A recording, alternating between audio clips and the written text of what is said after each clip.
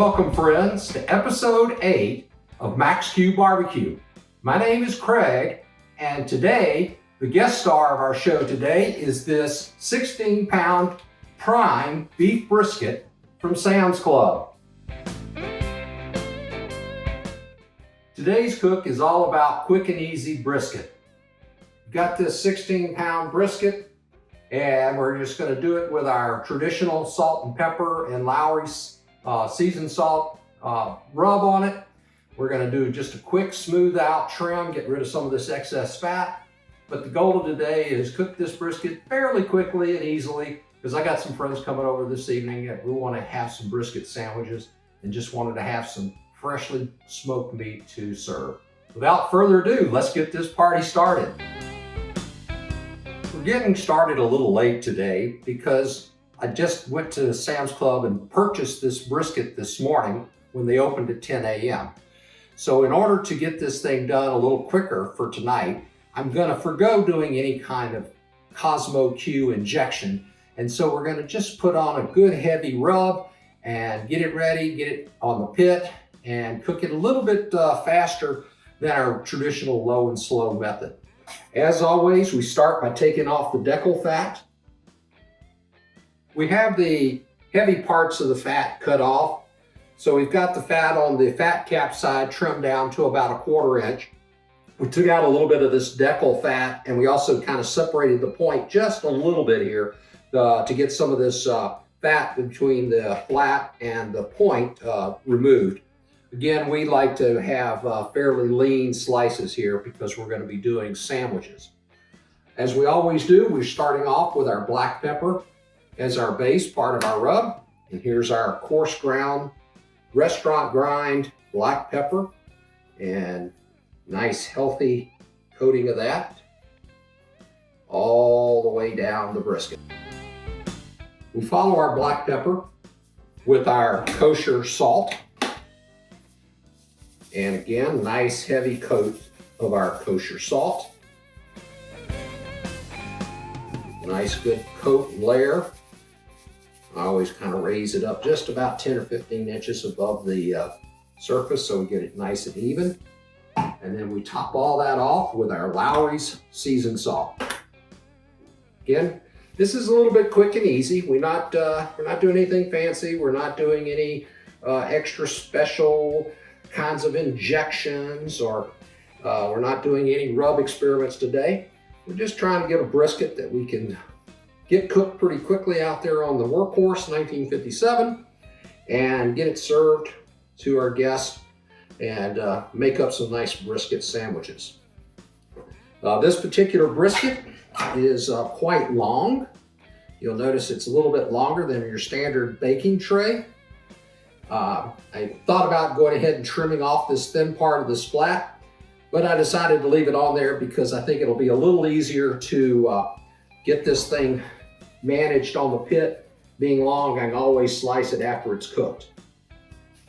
So there we go. One side down, get the other side flipped over and done, and we'll be getting it on the pit because we've already got the fire going. Only 10 minutes have passed since we put the splits on the fire, and we're already getting temperatures to 300 degrees.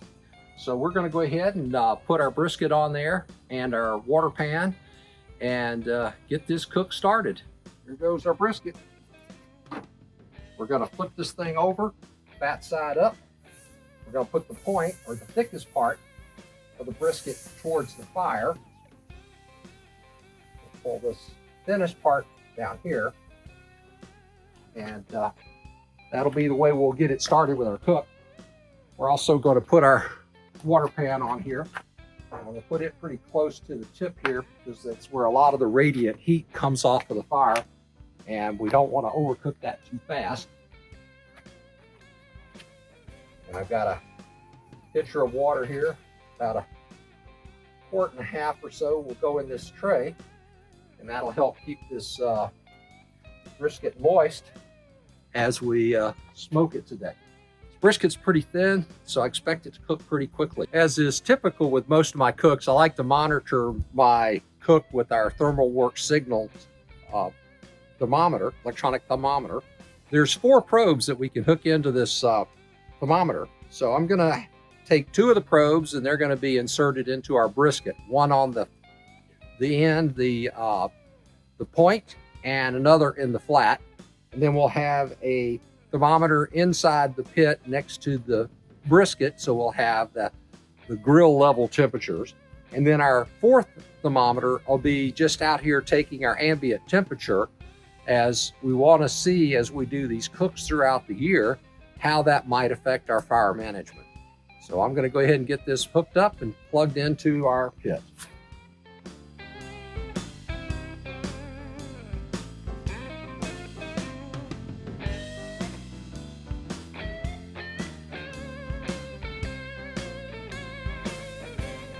Probably should have done this before we put the brisket on. That way we'd had less effect on the temperature, but it's still early in our cook, so we'll go ahead and get it started.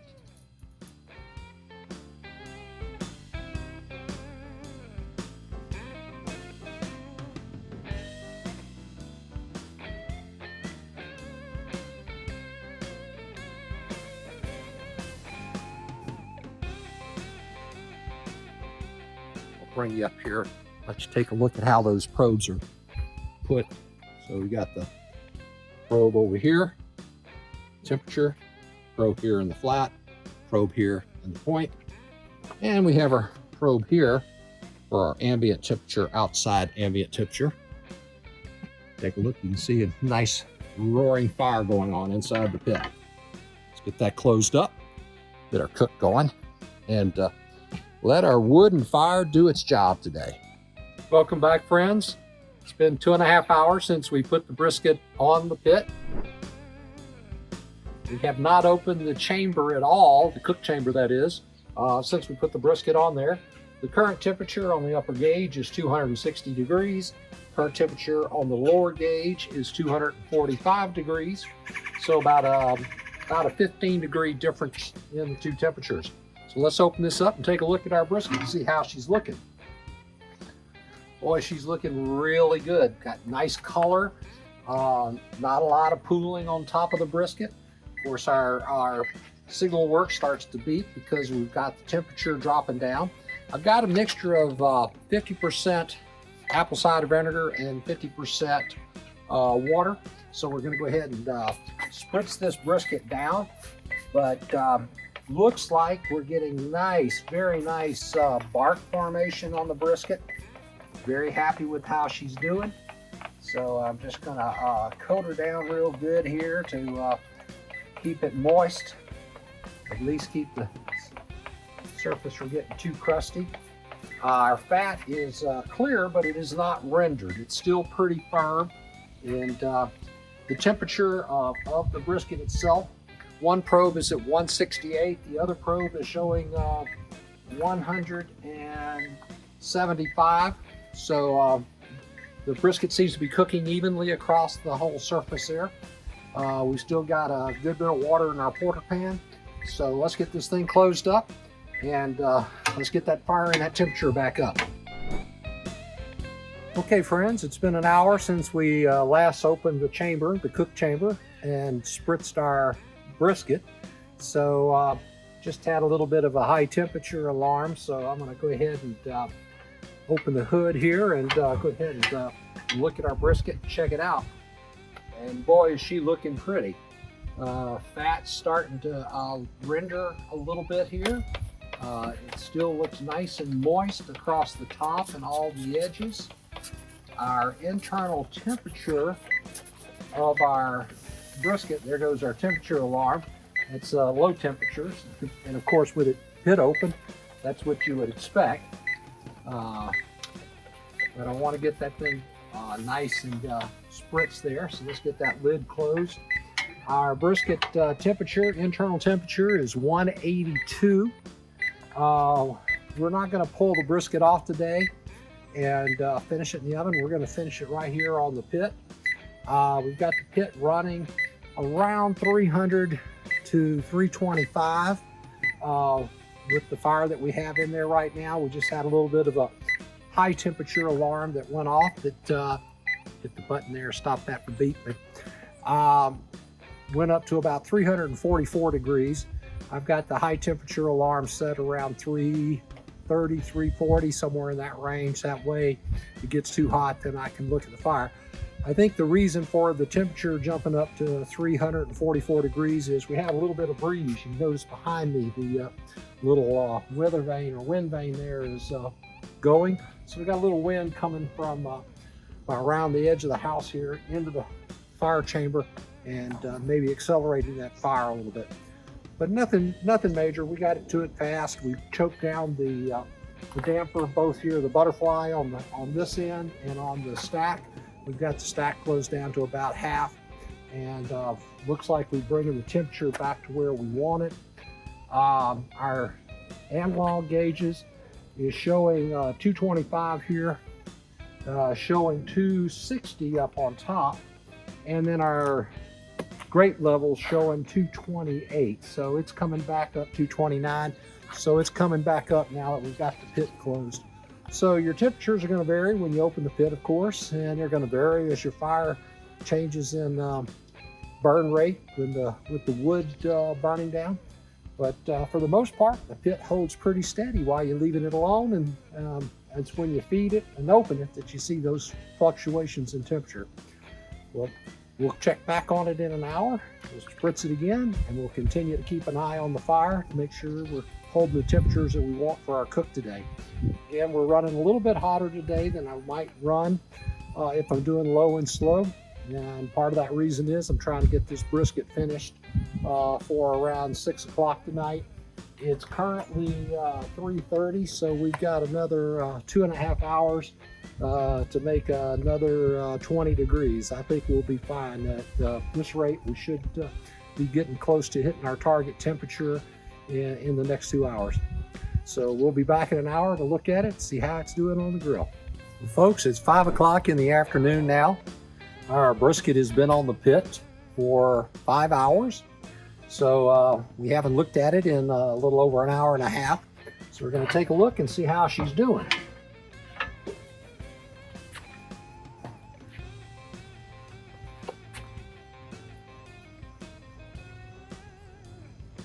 Looks like that fat is rendering very nice, getting real soft and tender.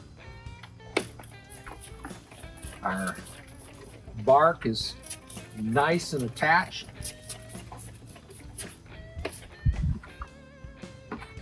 And looks like it's up to 196 degrees. I'm going to get another probe and kind of move the temperature around, see if I can get a better sense on the temperature here. Not sure which probe is which temperature, but I'm going to find out.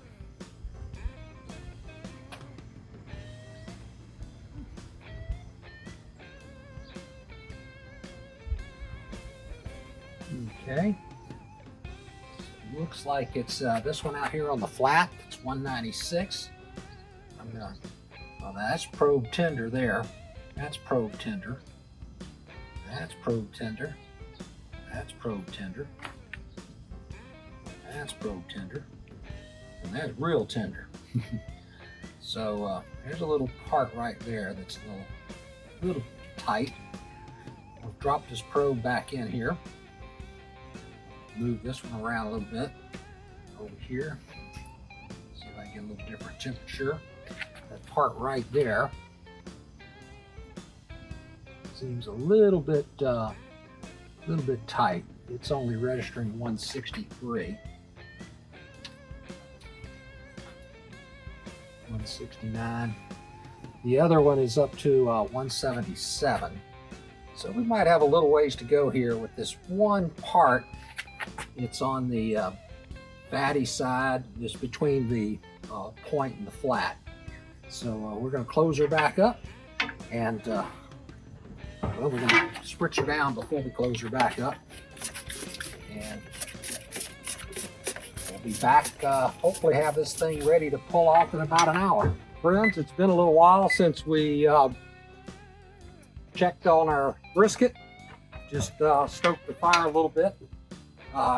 Want to check and see. Our temperature kind of fell a little bit in some of our spots there, so looks like it's getting probe tender. Well, that's real tender in there. So right out here, it's a little bit tough on this edge here. Move the probes around a little bit.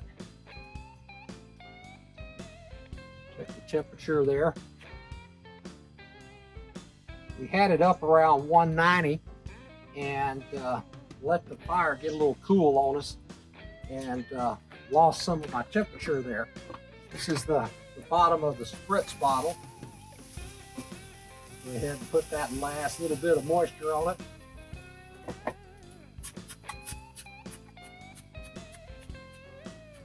We'll be pulling it off here in probably about the next 45 minutes to an hour. Welcome back, folks. As you can see, it's 6:30 p.m.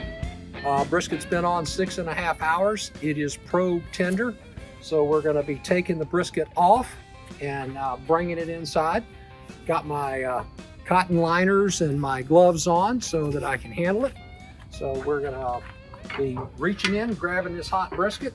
First of all, we're gonna take out these probes and grab a hold of the brisket. Ooh, nice and jiggly. All right, we'll see you inside. Okay, friends, got the brisket off of the pit, and now it's time to start trimming it up. This is the flat. This should be the cross grain.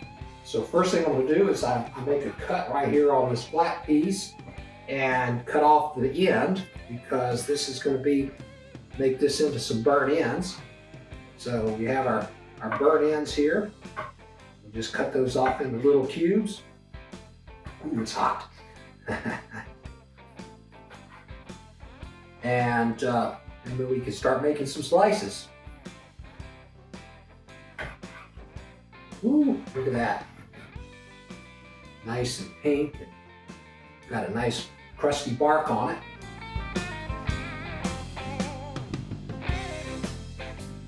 Nice smoke ring all the way around on it.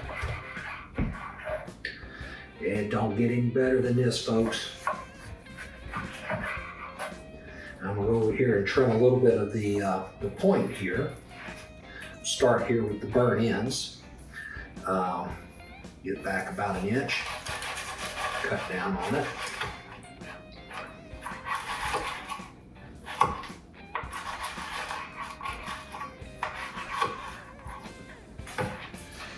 And you can see that we have some burnt ends there. It's like butter, like butter. Well, folks, we're going to go ahead and dig into this. Let me take one of these little pieces of burnt ends and I'm going to try it out.